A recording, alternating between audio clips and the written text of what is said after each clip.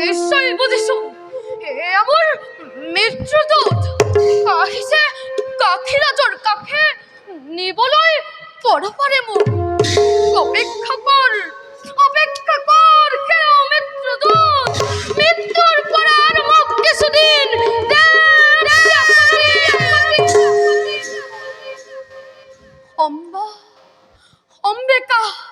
অম্বালিকা নামেৰে তিনিও কন্যা মোৰ বিবাহৰ উপযোগী হৈ পিতৃগৃহে কৰিছে জীৱন যাপন প্ৰদানাই কৰিব মই উপযুক্ত বৰৰ সন্ধান সেয়েহে সেই মহাকাল আৰু মোক কিছুদিন মৃত্যুৰ পৰা দেহ ব্যাহতি অ মহাকাল আৰু মোক কিছুদিন মৃত্যুৰ পৰা ব্যাহতি নিশ্চয় পাবা মহাৰাজ মৃত্যুকাল অহা নাই সন্মুখে তোমাৰ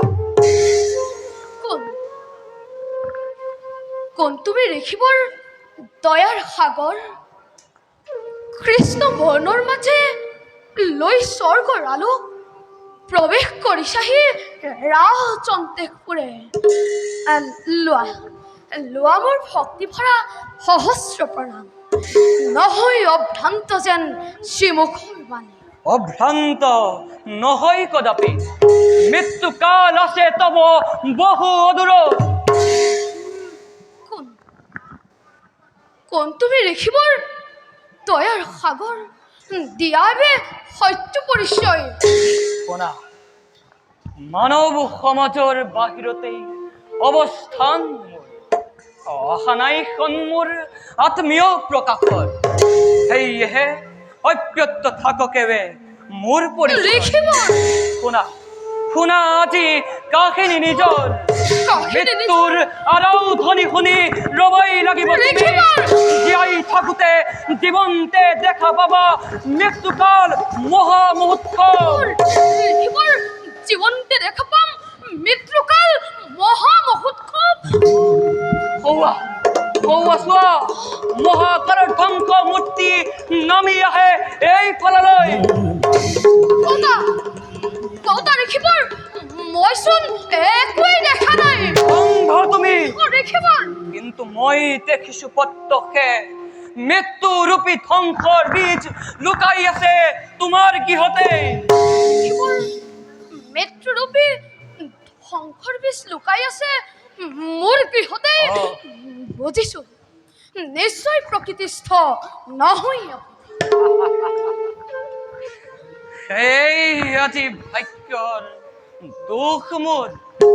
তুমিয়েই নহয় কেৱল ভাবে সকলোৱে প্ৰকৃতিস্থ নহয়ে মহাকাব্যৰ কিন্তু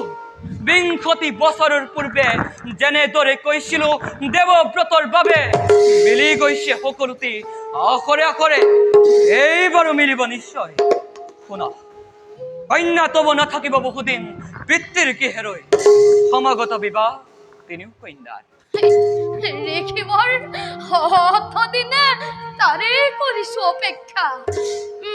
বাৰু কওকচোন দেখিবৰ সযত্ন পালিত মোৰ তিনিও কন্যাৰ কোন কোন ৰাজপুত্ৰৰ যোগ্য পুত্ৰ হ'ব তিনিও কন্যাৰ এজনেই ৰাজপুত্ৰ যোগ্য পাত্ৰ হ'ব তিনিও কন্যাৰ এজনেই যোগ্য পাত্ৰ ৰহস্য কিয় কৰিছে দেখিবৰ কদাপি নহয় ৰহস্য লিখা আছে তেনেদৰেই মহাকাব্যৰ মাজে বিচৰা নাছিলো ময়ো মহাকাব্যত মোৰ কিন্তু নিয়তিয়ে নুশুনিলে শুনিবই বা কিয়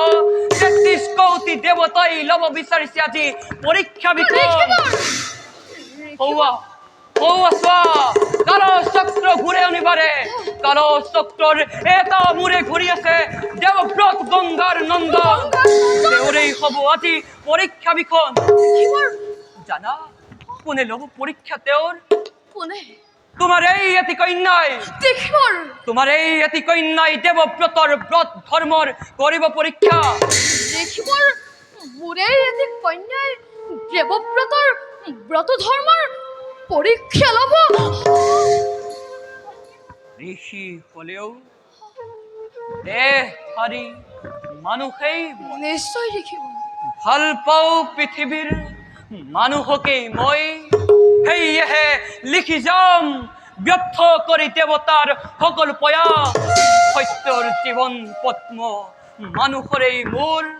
ফুলাই তুলিম জগতত কৰি জাতিষ্কাৰ গাই যাম শ্লোকে শ্লোকে ছন্দোবদ্ধ কৰি মানুহৰে জয় গুণগান জয়স্ত হোৱা হবে মানৱ সন্তান জয়স্ত হোৱা হবে মানৱ সন্তান দেখিবৰ দেখিবৰ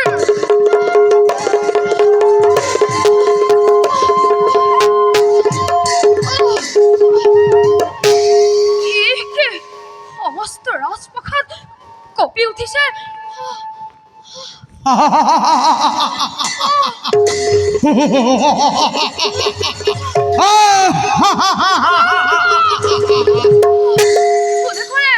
কোনে কৰে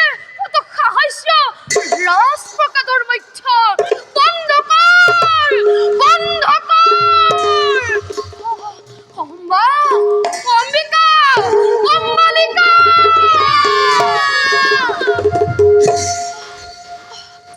কি হ'ল পিতা কিয়লি কঁপিছে ইমান পিতা কি হৈছে আপোনাৰ তহঁত আহিছ কিন্তু মোৰ জ্যেষ্ঠ কন্যা অম্বাক সাজ পৰিধান কৰি ওলাই গৈছে তাই ধনুলৈ কিন্তু কোনো এয়াই হয় পিতা আজি বোলে তাই চৰে চাৰে কৰিব চিকাৰ বনে বনে কৰি বিচৰণ এৰা কন্যা ৰূপে পুত্ৰ তাই কাঠিনে পুতি মোৰ অবিহনে বহিব লাগিব তাই কাঠিৰ সিংহ অম্বিকা পিতা আৰু অম্বালিকা পিতা জানো মাজে মাজে মোৰ কি হৈ যায় হয়তো হ'ব পাৰে মন মোৰ অতিকে অস্থিৰ হয়তো হ'ব পাৰে নাই আৰু বেছি দিন মোৰ এই পৃথিৱী তাকেই যেন মহাকালে দিছে সকীয়াই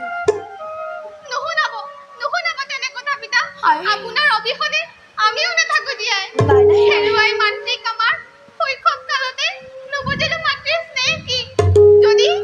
আপুনিও এনেদৰে এৰি গুচি যায় নাযাবনে আশাৰ লতিকা অকালতে মৰহি নহয় নাযাওঁ মৰিবলৈ দিব নিদিওঁ মৰহিবলৈ দিব একমাত্ৰ আশাৰ স্থল তহঁতেই মোৰ সেইবাবে কৰিছো থিয়াং এক সংগে বিয়া দিম তেনেও কন্যা একে সংগে বিয়া দিবা তেনেও কন্যা ভাবিছো তাকে এটা দিনতে তেনেও কন্যাৰ কৰিম সংগ ৰাজপুত্ৰ ৰাজন্যবৰ্গ যত আছে ভাৰতত সকলোকে কৰিম নিমন্ত্ৰণ